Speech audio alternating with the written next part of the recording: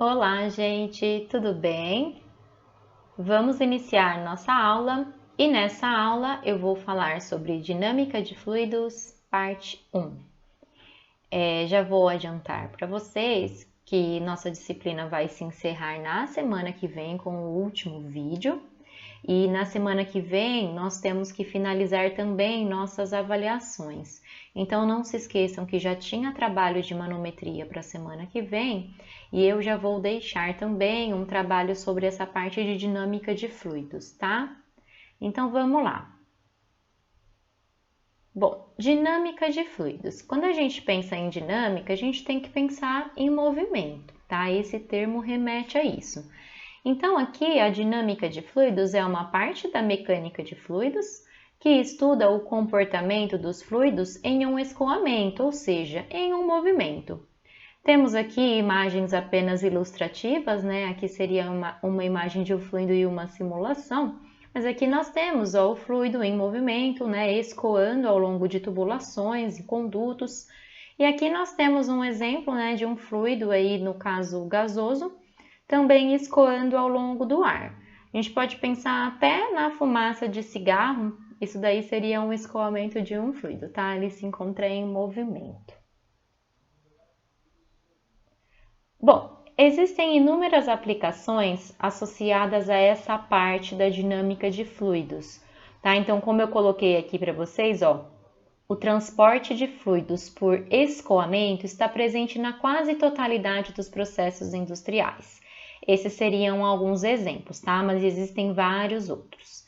Mas voltando a essa questão industrial, ó, há uma preocupação em quantificar adequadamente a quantidade de energia gasta em máquinas geratrizes, como bombas, ventiladores e compressores, para que o fluido seja transportado envolvendo condições de vazão, desnível, pressão e perdas por atrito, devido à movimentação do fluido. Então, essa parte de dinâmica de fluidos, gente, vem encerrar a disciplina com todos aqueles conceitos anteriores que vocês aprenderam e com alguns que eu vou apresentar para vocês, como vazão, perdas por atrito. No caso, a pressão nós já estudamos e o desnível muitas vezes é estudado em disciplinas de hidráulica, onde nós temos projetos, né, de escoamento de fluidos. Então, aqui no caso, nós temos reservatórios e é preciso analisar esse desnível entre esses reservatórios. Nós temos também aqui projetos de instalações, né, tem instalações de recalque, bombas, enfim.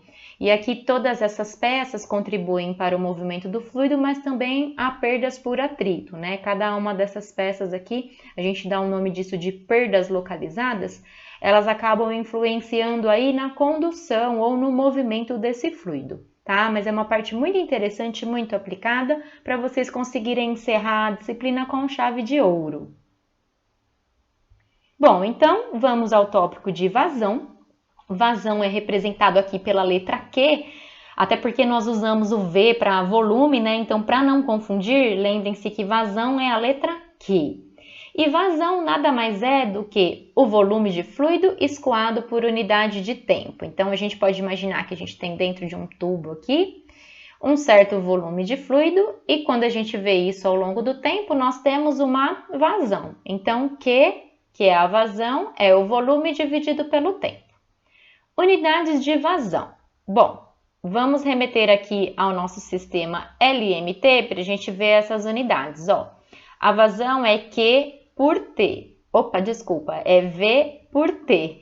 Sendo V uma unidade de volume, no LMT nós temos L ao cubo. E sendo T o tempo, nós temos aqui simplesmente o T. Então, na topologia LMT fica L cubo T elevado a menos 1. E assim temos duas unidades mais usadas para vazão, Sistema Internacional em metro cúbico dividido por segundo. E a unidade mais usual é o litro por segundo.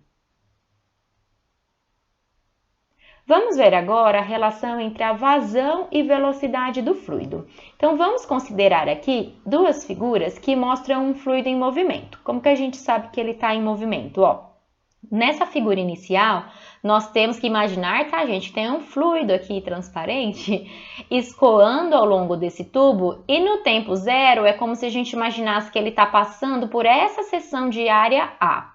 Após um certo tempo, ó, esse fluido aqui, as camadas de fluido, ó, elas escoaram, então elas desempenharam aqui, ó, este movimento, então elas passaram aqui ao longo desse tubo, efetuando um deslocamento, tá? Que a gente está representando aqui pela letra S. Então, S aqui representa esse deslocamento de fluido, tá? Como que agora a gente consegue, então, associar essa relação com velocidade do fluido, tá? Velocidade é um termo muito importante na dinâmica, porque dinâmica está associada a movimento e nada melhor do que uma velocidade para representar um movimento, né? Então, vamos lá, ó. Temos aqui o volume de fluido que atravessa essa secção de área aqui, né? Vamos imaginar nessa figura que fica melhor, ó. Nesse intervalo de tempo t, dada por volume sempre é área da base vezes altura. A área da base é A e a altura desse cilindrinho, né? Porque aqui dentro nós temos um cilindro, é S. Então, podemos representar o volume por S vezes A.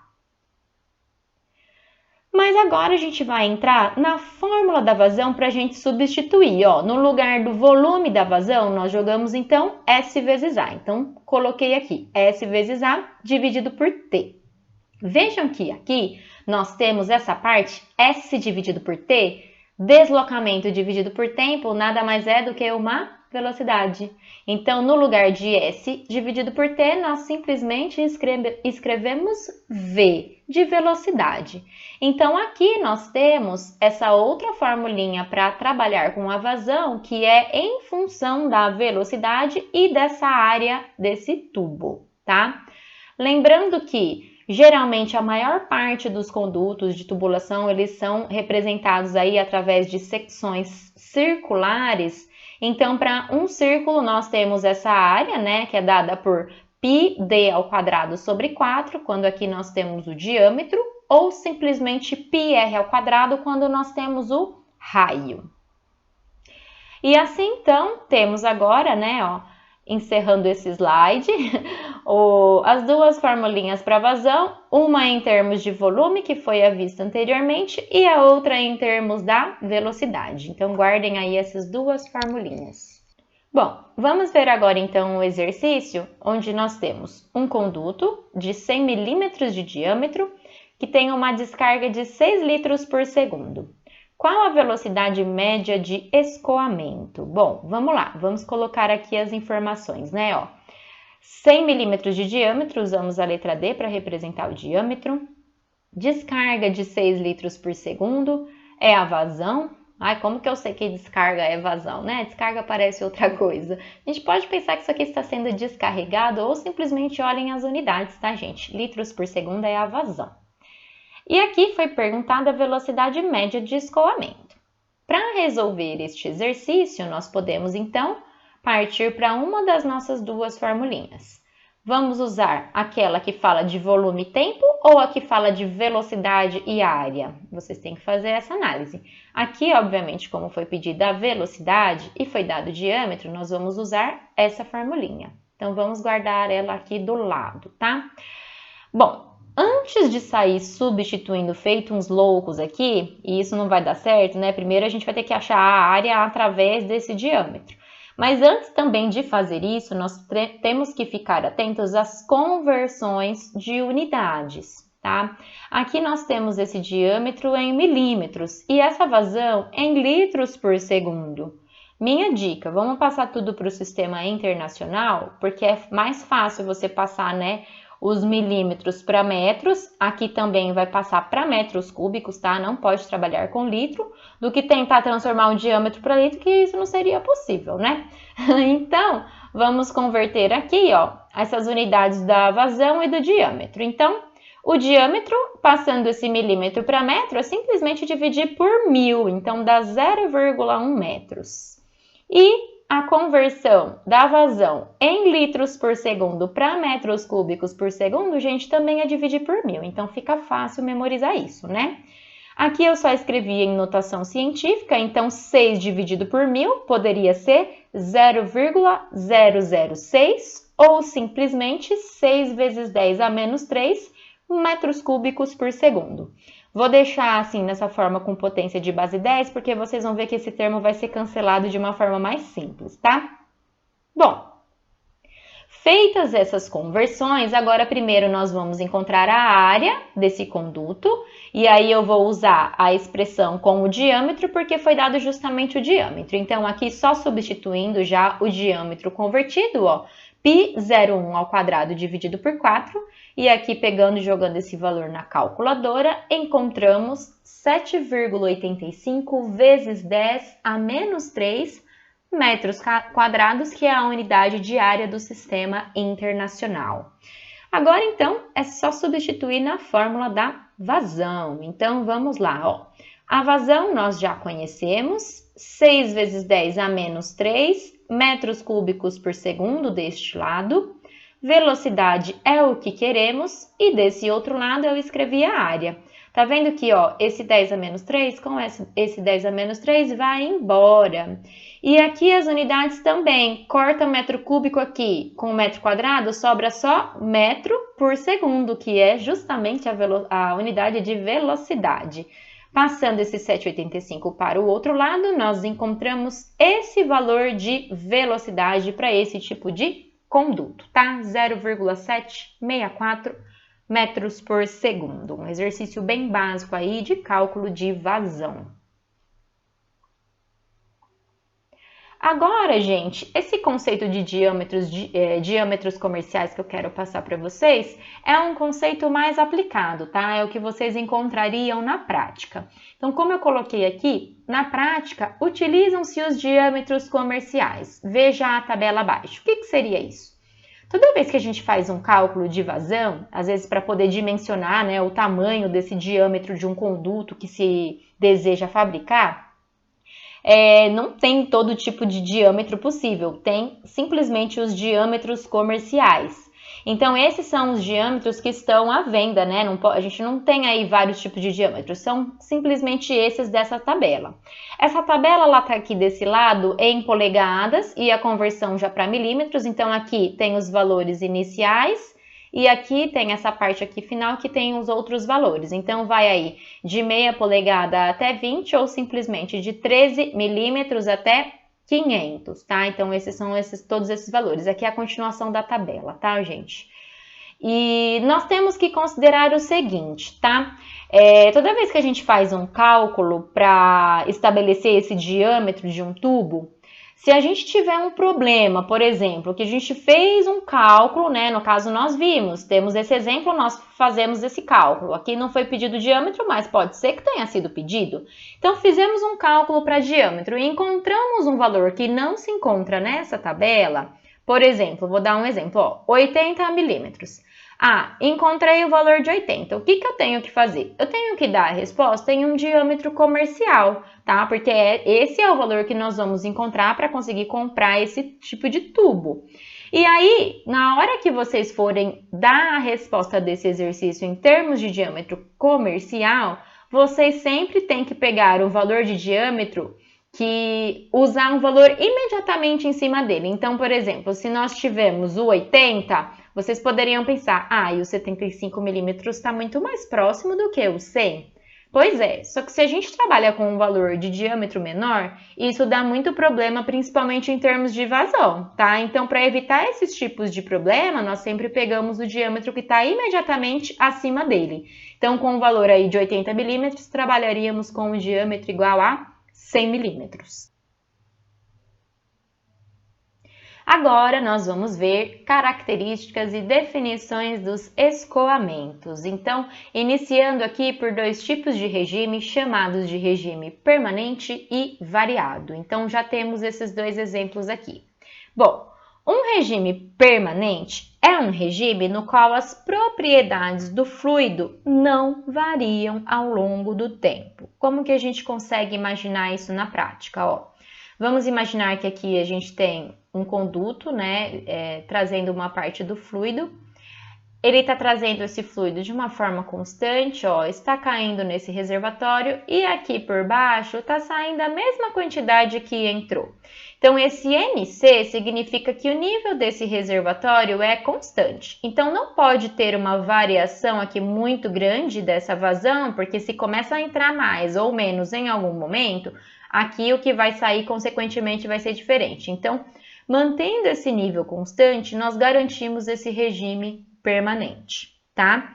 Exemplos práticos desse tipo de regime. Geralmente, quando a gente tem reservatórios muito grandes, a gente pode considerar que o regime é permanente, tá? Ou simplesmente quando essa vazão é muito bem controlada, tá? Então, esse seria um tipo de regime permanente.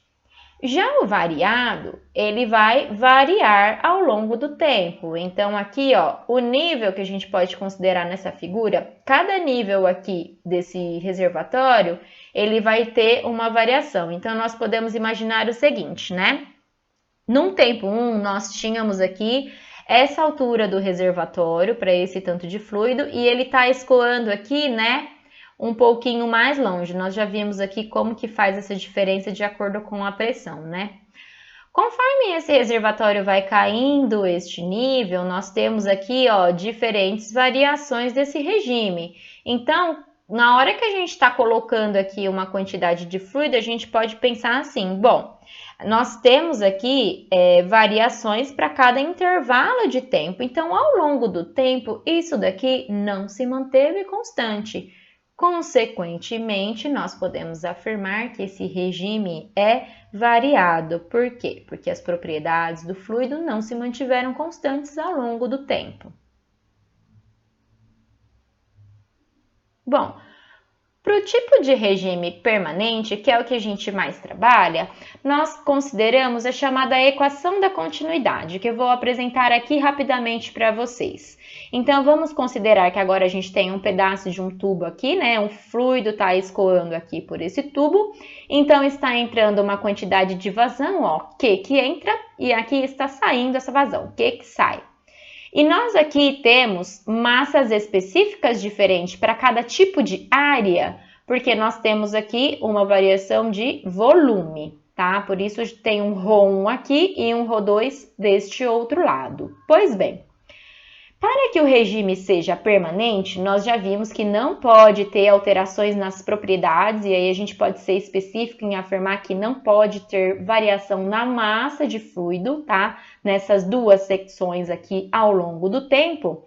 Então, isso significa escrever que a razão entre a massa e o tempo precisa ser constante, tá? Para a gente garantir, então, que esse regime seja permanente. E olha o truque que eu fiz aqui para mostrar para vocês a equação da continuidade, ó. A massa dividida pelo tempo está aqui, tá, gente? Quando a gente tem essa parte escrita assim, eu tenho ainda a massa dividida pelo tempo. E no meu truque, eu simplesmente abri a massa e o tempo, cada um eu coloquei para um lado, para dividir por V aqui e multiplicar por V aqui. Quando eu faço isso, se eu cancelar esse volume, eu não estou influenciando em nada essa minha equação, certo? Porém, quando eu trago esse V para baixo e esse V para cima, eu trago aqui duas grandezas muito conhecidas já por vocês. Então, se vocês lembrarem lá da primeira aula, que eu falei que as propriedades dos fluidos iam assombrar vocês até o final da disciplina, eu não me estava mentindo. Então, se vocês se lembrarem lá da primeira aula, massa por volume simplesmente é massa específica, dada por ρ. E aqui, mais recentemente, volume dividido por tempo é a vazão. Então, nós podemos reescrever essa relação, né, da não variação da massa ao longo do tempo como simplesmente o produto de ρ vezes Q. E nós afirmamos que isso é constante para que esse regime seja permanente. Então, essa é uma parte que estabelece essa equação da continuidade. E aplicada a essa parte do tubo, nós podemos ter o seguinte, ó. Se ρ vezes Q é constante, significa que tudo que está deste lado tem que ser igual ao que está do outro, né? Da mesma forma que nós afirmamos isso em termos de vazão. Então, pegando ρ vezes Q do lado 1, ρ1, Q1, isso tem que ser igual a Rho vezes Q do lado 2, Rho2 vezes Q2. E aqui abaixo, escrevendo no caso a vazão em termos da velocidade, podemos trabalhar também com a equação da continuidade desta maneira. Mas ela basicamente diz isso, ela garante que tudo que está entrando ao lado de um tubo tem que sair para que o regime seja permanente. Agora nós chegamos numa das partes mais legais de fenômenos de transporte, que é a experiência de Reynolds. Essa experiência de Reynolds, ela vai diferenciar dois tipos principais de escoamento, o chamado escoamento laminar e o chamado escoamento turbulento. Em alguns lugares também usa-se o termo movimento laminar e movimento turbulento e está tudo ok, tá? E Reynolds, através de sua experiência em 1883, é que conseguiu demonstrar a existência desses dois tipos de escoamento, tá? Como que ele fez esse experimento? Reynolds, basicamente, ele pegou inicialmente aqui, nesse lado 1, nós temos um reservatório com água, tá? Aqui do lado está escrito apenas as propriedades desse fluido. Então, nós temos esse reservatório com água. Nessa parte número 2, nós temos um tubo onde foi inserido um líquido colorido, um corante, tá? Para poder depois ser analisado através desse outro tubo de vidro o escoamento desse reservatório de água, tá? Então, aqui nós temos essa parte aqui, vai simplesmente abrir esse tubinho de corante para poder injetar nessa parte do tubo de vidro. E aqui nós temos uma válvula que vai regular a velocidade de saída dessa água desse tubo. Então, basicamente, se nós temos esse reservatório e vai sair água por aqui, esse corante vai pintar o movimento desta água, tá? E o que Reynolds percebeu? Ele percebeu justamente dois tipos de escoamento ou movimento diferente. Então, ele percebeu o seguinte: quando ele pegava essa válvula e abria ela apenas um pouquinho, ou seja, tinha uma velocidade bem baixa aqui dessas partículas desse fluido, ele percebeu que as partículas desse corante, pintavam esse fluido de uma forma bem linear, tá? Então, para esse tipo de escoamento mínimo, né, com velocidade muito pequena, a gente pode dizer que o fluido está se comportando como uma lâmina, tá? Uma lâmina muito fininha. Agora, quando o Reynolds vinha aqui e abria muito mais essa válvula, ou seja, a velocidade aqui desse escoamento estaria aumentando e saindo muito mais água, esse corante pintava essas partículas desse fluido de forma a desempenhar aqui um movimento bem desordenado, tá? Que recebe o nome então de movimento turbulento. Então, entendam que existem esses dois movimentos bem definidos, porém também tem um regime de transição, tá? No qual as partículas elas estão um pouco mais alinhadas ou um pouco aí totalmente desnorteadas, né? Então, existe também esse tipo de regime, tá, gente? Então, aqui na letra A, nós temos o movimento laminar e na letra B, o movimento turbulento. E eu adoro dar um exemplo para os meus alunos para explicar a diferença desses dois tipos de regime, onde vocês podem abrir muitas vezes a torneira da casa de vocês e se for uma torneira que não tem aquelas redinhas, né, que vai fazer com que a água saia de uma forma diferente, essa torneira na hora que vocês abrem, se vocês abrem muito pouquinho, mesma ideia aqui de abrir um pouquinho só a válvula, vocês vão ver que a água cai de uma forma muito lisa, muito uniforme. A partir do momento que vocês abrem com vontade essa torneira, vocês percebem que a água sai totalmente desgovernada. Então, essa é a diferença principal entre esses dois regimes, laminar e turbulento. Está intimamente associado à velocidade das partículas, mas também a propriedades do fluido, tá? Bom, baseado nisso, Reynolds estabeleceu aqui um chamado número de Reynolds que vai servir para caracterizar esses tipos de escoamento, tá? Então, o que acontece? Baseado nesses regimes laminar, turbulento e também a transição, nós temos aqui cálculos que podem ser feitos baseados na velocidade do fluido, no diâmetro também da tubulação, e na viscosidade, aqui entra a parte da propriedade do fluido. Então, fazendo esses cálculos, né, em um fluido que está sendo escoado ao longo de um tubo, nós conseguimos saber se o regime é do tipo laminar, turbulento ou se está na transição. Tudo isso baseado aqui nos valores encontrados para esse número de Reynolds, tá? Então, se o valor do número de Reynolds deu menor ou igual a 2.000, podemos afirmar que o escoamento é laminar. Se deu maior do que 4.000, é um escoamento turbulento. E se está entre esses dois valores, está no regime de transição. E só uma observação aqui também, vocês podem encontrar tabelas com valores diferentes, tá? Porque dependendo da aplicação do tubo, vocês podem ter variações desses valores. Mas para efeitos aqui de estudo, nós podemos nos basear nessa tabelinha, tá? E agora eu vou mostrar para vocês, para encerrar essa aula e vocês conseguirem ver na prática esses dois tipos de regime, eu vou mostrar aqui um vídeo que eu retirei do YouTube mesmo, tá? Eu retirei só um trecho necessário para vocês assistirem. E fiquem atentos a esse vídeo, porque lá vocês vão conseguir ver, então, justamente na prática, o experimento de Reynolds feito em laboratório, onde vocês conseguem diferenciar um regime laminar do regime turbulento. Tipos de fluxo. Laminar. Ocorre quando as partículas de um fluido movem-se ao longo de trajetórias bem definidas, apresentando lâminas ou camadas, daí o nome laminar, cada uma delas preservando sua característica no meio. Este escoamento ocorre geralmente a baixas velocidades e a mistura de fluido entre as camadas ocorre a nível molecular. Turbulento. Ocorre quando as partículas de um fluido não movem-se ao longo de trajetórias bem definidas, ou seja, as partículas descrevem trajetórias irregulares. Neste caso, a mistura de fluido entre as camadas ocorre a nível macroscópico. A montagem do experimento consiste em um reservatório vertical de seção retangular, como vemos no número 1. Um tubo de vidro, como observado no número 2, é fixado horizontalmente projetando-se no interior do reservatório, através de sua parede lateral.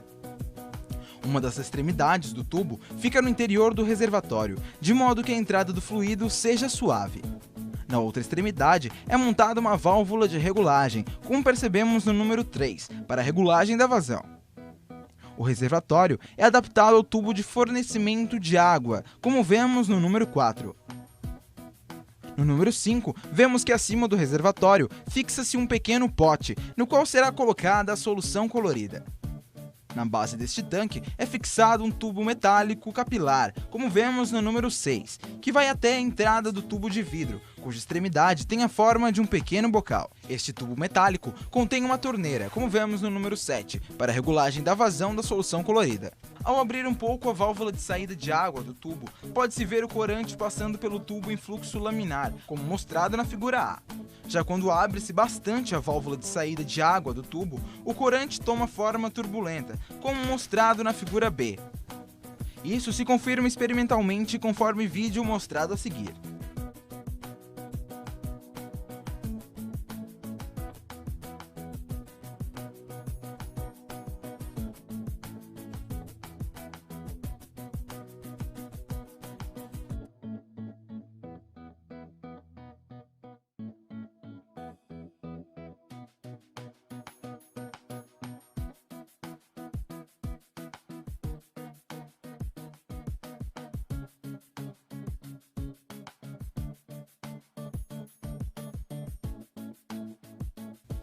Vídeo turbulento.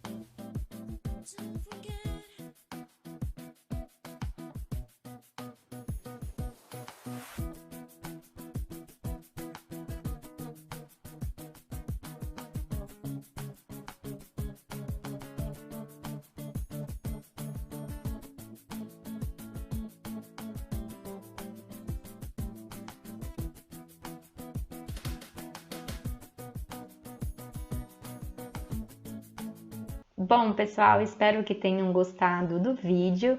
Então, era isso por hoje. Semana que vem eu encerro a disciplina. Falta muito pouco conteúdo, tá? Calma, não se assustem. Falta muito pouco conteúdo para encerrar, mas eu não poderia deixar de passar esses conteúdos para vocês, porque eles são extremamente importantes, tá? E aí, na semana que vem, então... nós retomamos esse último conteúdo e aí eu deixo para vocês fazerem as anotações de aula dessas duas aulas de dinâmica de fluidos para que vocês consigam ser avaliados nessa disciplina, tá? Mas saibam que o mais importante, o que eu mais prezo por vocês é o entendimento desses conceitos, tá? Então eu realmente fico muito focada nisso. E eu espero que vocês então tenham gostado da aula de hoje. Então, até mais!